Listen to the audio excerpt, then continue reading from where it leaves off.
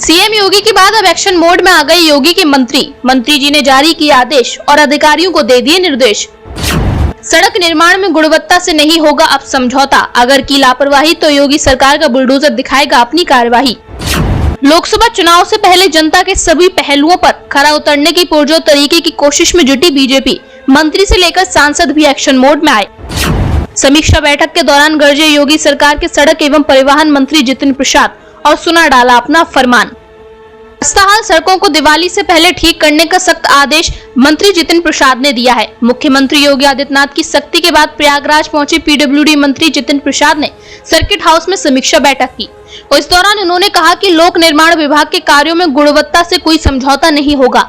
विलंब से चल रहे कार्यों में उन्होंने तेजी लाने के निर्देश भी दिए। लोक निर्माण मंत्री ने अधिकारियों से कहा कि बारिश के कारण क्षतिग्रस्त सड़कों को गड्ढा मुक्त करने के लिए पुनर्निर्माण तरीके से युद्ध स्तर पर कार्य किया जाए। समीक्षा बैठक में प्रयागराज को योगी सरकार की खास प्राथमिकता बताया। उन्होंने आगे कहा कि प्रयागराज खास शहरों में शामिल है। महाकुंभ की भी तैयारी शुरू करने की आदेश दिए गए हैं। उन्होंने सेतु निगम की काम में प्रगति रिपोर्ट को भी जाना।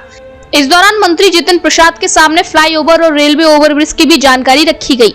समीक्षा बैठक में धर्मार्थ के कार्यों की भी समीक्षा की गई। सड़क पर चल रहे निर्माण कार्य को भी लोक निर्माण मंत्री ने अधिकारियों से जाना। समीक्षा बैठक के बाद उन्होंने पत्रकारों से बातचीत भी की। जितिन प्रसाद ने कहा कि शहर को नया स्वरूप देने पर अधिकारियों का गहन मंथन चल रहा है। बख्शी बांध फ्लाईओवर के निर्माण में हो रही देरी के पूछे गए सवाल का जवाब देते हुए पीडब्ल्यूडी मिनिस्टर ने कहा कि अधिकारियों से चर्चा की गई है।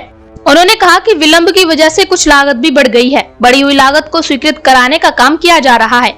उन्होंने आगे बताया कि बख्शी बांध फ्लाईओवर के निर्माण में विलंब की वजह को भी तलाश किया जा रहा है। समय पर काम पूरा होने से लागत में इजाफा नहीं होता। उन्होंने कहा कि लापरवाह अधिकारियों की भी जिम्मेदारी तय की जाएगी। फ्लाईओवर के निर्माण में विलंब हुआ है। उन्होंने दिवाली तक निर्माण कार्य पूरा किया जाने का आश्वासन भी दिया। Bureau report, news crowd.